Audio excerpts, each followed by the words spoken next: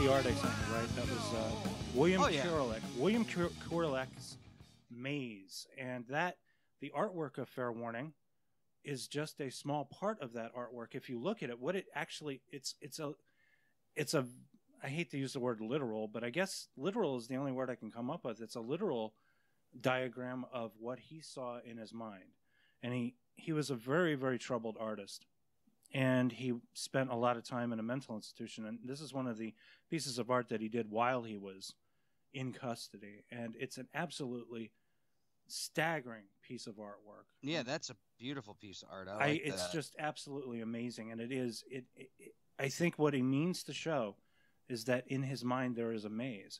And you see all these different little things happening inside of one of them in the, I guess in the upper third area of the brain area is the Fair Warning artwork.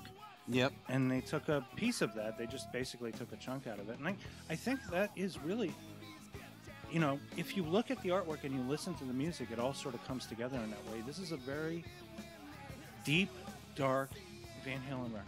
This is a very disturbing record too. Even though it's catchy. Some would also say disjointed. Disjointed? Well, I don't know about disjointed. When you compare it to Van Halen 1 and 2 and Women and Children First, it is a little disjointed when you're comparing it to the prior work. It's only that it's off the forgive me for offending people out there. It's off the reservation, this record.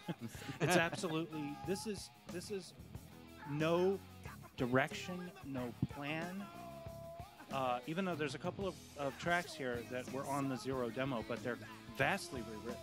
I mean, Main Street started out as a song called Voodoo Queen, right? Yes, Main Street did start out as I mean, just with the riff. That yeah. This is something that I think this is what Eddie Van Halen wanted for the band. He wanted them to be darker, and David Lee Roth wanted to be more pop-oriented because, let's face it, pop is what sells the records. Pop is what pays the bills. That's true, kid. That's true. So it wasn't as happy. It wasn't feel good. No. It was something. It was so different. It's interesting. I mean, this is a little before my time because I was like, I don't know what. How old was I? I wasn't even 9 years old yet when this record came out. So I wasn't a Van Halen fan just yet. But if you're a Van Halen fan, let's say you're in the wheelhouse years of, I don't know, 14, 15 years old in 1979, say, and then 2 years later you're 17, you're listening to this Fair Warning, it's either going to take you completely off guard and maybe even piss you off listening to it, if you're into the fun-loving, free-loving California rock of Van Halen or something, or it's going to tap into your angst, your social angst as a teenager. So it's going to have this binary reaction. You're either going to love it or you're going to hate it. I love the record, but a lot of my diehard Van Halen friends did not. But did it grow on them? I don't even know. I couldn't tell you. We kind of parted ways after a few years. We separated from growing old and moving away and all that stuff. A lot of people respect the record. That's another matter. Respect isn't necessarily the same as love or hate. They respect what it was trying to do, because we talked about this before. The Fair Warning is a concept album. It's very much a concept album. It is, in hindsight, now that you look at the art. There's more thought being put into it than just a collection of songs. You know, a collection of songs can be, you know, rewarding in and of themselves, but this is a band trying to put thought into things. And they really do a fine job, too. At least they were smart and they put 2 potential hit singles on there. Yeah, you know, but just to kick off, two good rockers to kick off each side of the album. Well, I was thinking about this too. It's not really pop friendly. I mean, I don't think that a lot of this stuff isn't really radio friendly, at least in 1981.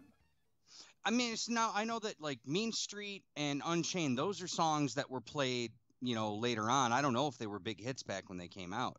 I don't know. I wasn't there. There were 2 singles released from the record. So This Is Love and Unchained. And it's an interesting choice. I guess maybe because So This Is Love has a hook to it, you know. So this is love, you know. But there's some stuff in here that's kind of disco-ish too, if you think about it. Mean Street has kind of a disco-ish feel. Oh yeah, with the drums, especially with the drums. You know, and then you have what's the other one? Push Comes to Shove. That's a very disco. It's almost funky, you know, the way it sounds. It is. Then I like the experiment at the end with Sunday Afternoon in the Park, one foot out the door. That's another 1-2 punch right there. Yeah, because you've got like the synthesizers going on right there. Like yeah, that's the introduction of these. These were like incredibly expensive for the time in 1981 synthesizers that they were using. They had to have their own like individual power source outside of the actual synthesizer, and it had to breathe. So that's and so what I think was going on there was Eddie Van Halen was playing the synthesizer, right, and it reacts to the speaker through the air that's being blown out of the power source, and it creates this kind of staggered thing that was happening. You know that staggered thing in the synthesizer? Mm-hmm. It's a very wicked sounding synthesizer. It's pretty awesome too. I mean, it's like the beginning of 1984, that kind of thinking. Another song that foreshadows how Eddie would play later is Hear About It Later. Because that opening guitar riff that he does, it sounds something like he would have done in the 90s. That fluidity thing, that that sounds like something he did on Balance or Foreign Lawful Carnal Knowledge. And also maybe a little bit of like Cathedral from Diver Down. Yeah. A little bit sounding like it.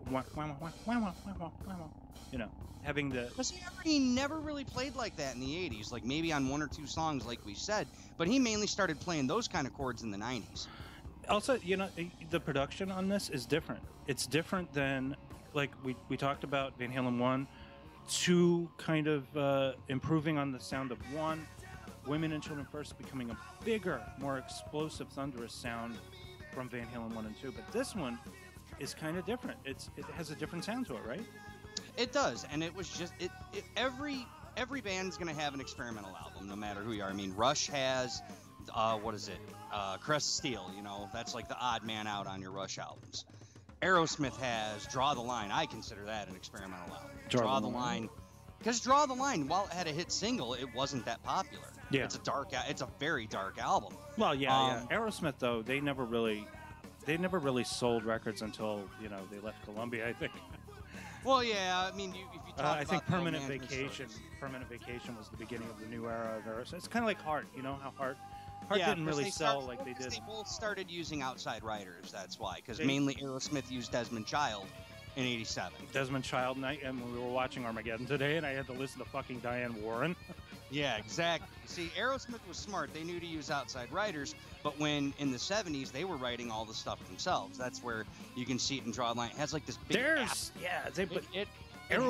back then. Rock sound though. It has this acid rock sound to it. Oh, like you take that album, you compare it to Toys in the Attic, you compare it to Rocks, you fucking compare it to Night in the Ruts, for Christ's sake. Draw the Line has this like experimental ass sound to it. I don't even know that I have that record. I know I have Rocks. I have the first one. I have Get Your Wings, I think, and I have Toys in the Attic. As far as that's the Columbia, but I have most of their output from when they got the Geffen deal, I think. Yeah, I had it when I had a vinyl collection. I still have a first pressing of Aerosmith's first album. I still do. I had every album all the way up till Pump. And that was it, because like after that, getting vinyl in those days was a little bit harder to come by. They also had worked back then with their own producer as well. What was his name? Jack something. I forget. Oh, shoot. Jack Douglas. Jack Douglas. He was their producer, just like Ted Templeman was. Like producer kind of latches onto the band, like Mutt Lange did with Def Leppard and AC/DC for a little while. Foreigner. Well, not Foreigner. He only worked with them on one album. Never mind. I forgot about that. And AC/DC synonymous with them because their best albums were done with him, with Mutt Lange. So, but here in this record, they've taken it down. They've taken it down a notch. It's not as thunderous or explosive as Women and Children First was. It's kind of, I don't know. It feels a little more closed in. It doesn't feel as big as the first three albums. It feels like a smaller, and it is a smaller album even in running time too. It's barely over 31 minutes, right? And it's still not the shortest album. The next album's the shortest Van Halen album. Yeah, this is the second shortest Van Halen. I think it clocks in at maybe 31 minutes. And this is the record that finally we let loose with an expletive, because we flirted with it with Everybody Wants Somewhere. At the end, David Lee Roth says, "Look, I'll pay for it." What the fuck? And you can't really hear it because it fades out. In this one, Sinner's Swing, he actually says, "She looks so fucking good." And then he also refers to a son of a bitch in One Foot Out the Door. Thank goodness Tipper Gore wasn't listening to this. Okay. Well, I actually have a funny story. I think my friend Derek at the time, he was with his mom in the car, and he was, I don't know, 15, 16. He wasn't driving yet. She was driving. He pops in as fair warning, and then that line comes up, and it absolutely mortifies his mom. And he was like so embarrassed. Ooh. It's like, okay, I'll put on the Doobie Brothers for you, because she was a Doobie Brothers fan, which is another Ted Templeman fan. Now, you see, I'm lucky I was able to get away with it because my dad was a huge Jimmy Buffett fan. So you know how many obscenities were in Jimmy Buffett songs. Oh, dude, laden with obscenities. So, like, I got... I mean, it's like wasted away again in fucking Margaritaville. I got a life pass on pretty much every type of music that I listened to because my dad listened to obscenities in his music. My mother had a weird on-off period. She didn't mind obscenity sometimes, and then other times she turned into a fucking fundamentalist. I mean, it's like... Oh, yeah, they tell you not to curse, but yet they curse like sailors themselves. Oh, my God, my mother. Oh, yeah, don't drink beer while you're sipping on your meal. Like, don't smoke cigarettes while you're puffing on your Newport. I remember a time period when I was little, I guess. My mother would never curse. She would say things like, "Oh, fudge," right? But then later on, I want to say 1986, I think, is when she started letting loose with the epithet. She was like, "What the fuck?" Really loudly or something like that. And I'd be like, "Oh my God." I try not to. Oh, I mean, I'd be lying. I'd be lying if I say I don't curse around my daughter. We're just trying to say that even in the 80s, the dawn of the 80s, hearing obscenities on music, on popular music at that, was not common. You expect to hear that in the punk scene, the underground scene, the burgeoning metal scene, especially if you're Twisted Sister, because Dee Snider curses like a damn sailor. He does, but every time he's on stage, and this was around this time. But the Ramones didn't particularly curse in their songs. No, the Ramones kept it. That's the thing about the Ramones. They kept it clean for the most part. Yeah. They kept it clean, but like you have G.G. Allen, okay? You have a guy who shoves a broken beer bottle up his ass, for Christ's sake. G.G. Allen, all right? You've got bands like that. You've got the Sex Pistols. You've got freaking the Clash. You've got Dead Kennedys. You got all them bands, and then you got the metal bands. Again, popular music, they don't curse in that. Yeah, this is not common. I think this is a big move by Van Halen to be legitimate, to be seen as legitimate. And this is a very kind of, like I said, it's a rough and tumble. Mean Street, we start off with Dirty Movie, Sinner Swing. Sinner Swing is such a fucking awesome song. I love that song. Now, okay, I had a question. I only realized up until now I got the lyrics completely wrong about Sinner Swing. It's supposed to be get out and push. But I always sang get enough bush. Oh, God. I always thought it was get enough bush. And then I looked at the lyrics, get out and push? What the fuck does that mean? Is there something wrong with the car? Something wrong with the car, baby. An addendum I was going to say, I forgot, The Who was like one of the first bands to start cursing. Who were you? Probably in the in the 70s, I was going to say. Definitely. Yeah, they were not when they were wearing their suits and ties back in the day. because all those bands wore suit and ties, even the Rolling Stones. Stones also cursed a lot in the 70s too. I just don't know why. I don't know me. I guess you're making like this big deal out of it, but come on, this is David Lee Roth we're talking about. Well, it's kind of a big deal because they didn't do it before. Did they do it again? I mean, I know they named their record clock later on, but still. Well, yeah. I'm trying to remember. I'm trying to like play back. I mean, most obscene thing is I can think of "Good Enough" from 5150. Good enough. Like, hey waitress, come here, man. You got any special here tonight? Me and the fellas might be interested. What's that? Rack of what? Well, I'll have some of that. I'll have some of that. I can't do the Sammy scream. Sorry. Well, I'll have some of that. He's a screamer. So going into this, okay, the list, on my list, I said it before.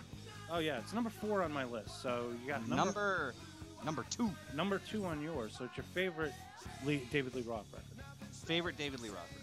So, but second favorite overall Van Halen album as well.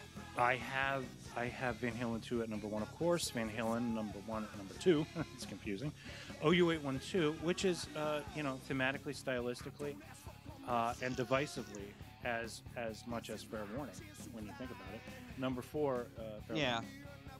So I mean, like I don't know, controversial. I don't know. Because they always thought the OU812 was a jab at David Lee Roth for what is it? For Eat 'Em and Smile. Yeah, Eat 'Em and Smile, and then OU812.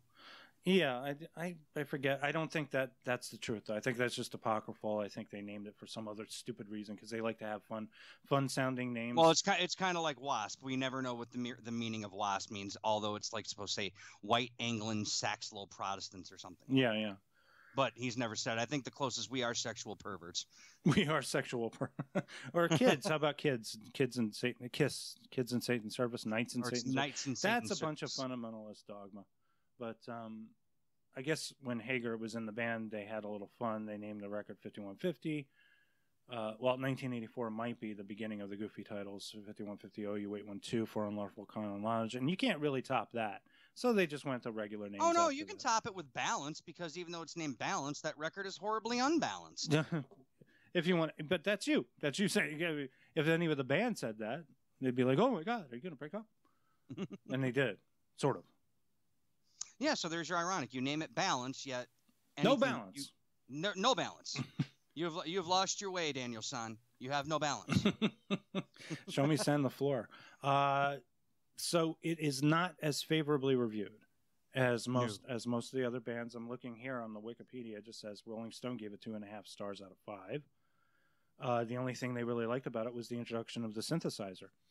And in the Village Voice gave it a B-, a competent or mildly interesting record that will usually feature, that's a weird way to put it, at least 3 worthwhile cuts, not just Eddie's latest sound techniques, but a few good jokes along with the mean ones and a rhythm section that can handle punk speed emotionally and technically. Yes, you did mention that punk connection. There is a very punk sensibility about the record. There is. Oh, especially the last song. Yeah, One Foot Out the Door. One Foot Out the Door I love. Like I said, Mean Street has a very memorable riff. Dirty Movies, Pictures on the Silver Screen, fantastic. Center Swing, told you, love it. Dirty, Filthy Pleasure, I love that one. Hear About Later, meh, I can do without. I don't have to. That's a good song because I like the opening riff and I like the beat. That song could have been released as a single. Maybe, I don't know. It's my opinion. I think that the record might be missing some of those hooks that you expect from not necessarily Women and Children First, but the first 2 Van Halen records.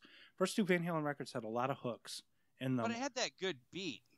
It has a fine. Whoa, the beat is fine. It is. Push Comes to Shove is very interesting. Unchained, I actually, because when I saw Van Halen live with Gary Sharon, you saw that show too. They led it off with Unchained, right? And the audience was not expecting them to lead off with Unchained. It was they were so used to hearing Sammy, and they knew what songs you were going to hear when Sammy was up on stage. What would they have? They would always play Jump, Ain't Talking About Love. Those were the main 2. I know that. I think they may have. Oh, they did You Really Got Me. I know for a fact they did You Really Got Me. Yeah. There was maybe 4 songs that they did that David did. Mm-hmm. You know, and they were always in the set list. They never changed them. You know, so Van Halen fans were used to this. This guy Gary's coming out there going like, so what are we going to hear? Are we going to hear just Van Halen 3? Are we going to hear some Sammy? Or are we going to hear some actual Dave? Well, guess what, guys? You get all 3. I think at the show I went to, which was at the Madison Square Garden, they only did like 2 songs off the new album, and most of it was the old material. Oh, I remember every song they played. They played Without You, they played One I Want, they played Fire in the Hole, they played Josephina, and then they played Year to the Day. I think they only played Fire in the Hole and Without You at Madison Square Garden, but I think, as far as I can remember, the rest of it was mostly David Lee Roth, Sammy Hagar songs with an emphasis or a bias on David Lee Roth. They played more David Lee Roth than they did Sammy Hagar. I think you know what ended up happening in your case? Okay, you saw him at the Garden. I saw him we both saw him in 98. We know that. I saw them in September 98. Since you saw him at the Garden, that probably had to be later in the year. It was, yeah. If it was at the Garden, it was definitely like the end of the tour. I guarantee you they refined their set list. Like, I got the beginnings of the set. They started in the Midwest because they didn't come to Chicago that year. They went to Alpine Valley up in Wisconsin. That's where we saw them at. I think that was like right near the beginning of the United States tour. They were still working on their sets. I guess they go off, you know, what kind of reaction are we getting when we play the Van Halen 3 stuff? And then they figured out what to cut out. They like the earlier funny stuff is what they like. I don't know. And I think, I'm not sure if Wolfgang was on that tour. Was he? No, it was still Michael Anthony. Michael Anthony was still active. Okay, all right. He was still active. I could swear, though, Wolfgang was on the stage with them, though. Maybe he was there. Okay, Wolfgang would only be 6 at that time. Oh, okay, all right. He would have only been 6 at the time. So, no, definitely not. I misremember. No, he was at home with Valerie, so. Okay. Then we moved into, So This Is Love. So This Is Love seems to me to be the single. That has a very single feel to it. It has a very, and it's 3 minutes long. It's the perfect length for a 45. It's got a good hook, I suppose you're right, but no, I still think Unchained was the good single. Unchained is I think it's a great way to open side 2. Definitely. But then, because you just got so drained after side 1, you just sort of side 1 drains you. Side 1 is but and then we get into Sunday Afternoon in the Park and One Foot Out the Door, which is just experimental. It's just completely experimental. It's a 1-2 punch, just like we said with Tora and Loss of Control. And then we go into the next album, Diver Down, with another 1-2 punch, which is Intruder and Pretty Woman, and then Little Guitars 1 and 2. So there are 2 1-2 punches on Diver Down. Even though at the end of the day, it's the lesser album. It is. And, we'll get into that when we get into that. But this one gets, my highest rating, 5 skulls for that. Oh, yeah. 5 skulls, 5 skull bongs. But it's such a different album. It's not what you're expecting from the band that brought you Women and Children First. No, not in the least. It's an assault on the senses. But they were doing back-to-back touring. So I mean, they were touring when they weren't recording. They were never any downtime. It was always tour, record, tour, record, tour. So this is probably, they recorded it in less than a month, basically. So they just probably came in and just did it as quickly as they possibly could. Whatever they probably cobbled together on days off on the tour, this is the stuff they wrote. And then when the tour was over, they got right into the studio, got it going, got it cut, and then just got back out on the road again. Would you have thought that maybe Eddie Van Halen would have been more just content putting out like an album that is experimental as this is with the instruments and just, going without a band, just sort of putting out a record on his own in that way? I mean, he was always constantly experimenting. He lived in the studio practically, right? And they said there's so many hours upon hours of stuff that's sitting in those vaults right now that he recorded with just himself.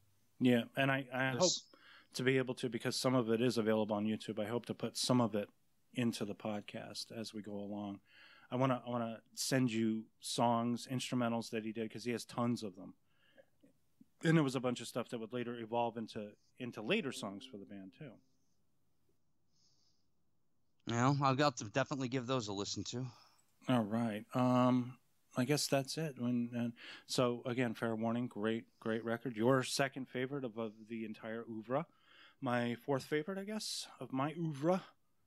And next up, it'll be Diver Down, which is pretty much the beginning of the end of the band at the time. Yeah. Was that record? Right. That was the balance to where we wanted the hits, but we wanted some experimentation. There was some balance in there, but we'll get to it when we talk about it next time. All right. So until then, we will see you, I guess, maybe in the new year. Definitely. Probably 2021. Yeah, I think we may. Well, what? We're not doing one more show before the year's out? I don't know, man. If you want to, we can. I mean, well. Oh yeah, Christmas break's not for another week or two. It also depends on when it gets released too, because I didn't release one this week. So what are we looking at here? That'll be Women and Children First. Will be December 14th. Fair warning will probably be, if I can remember, December 21st. Okay.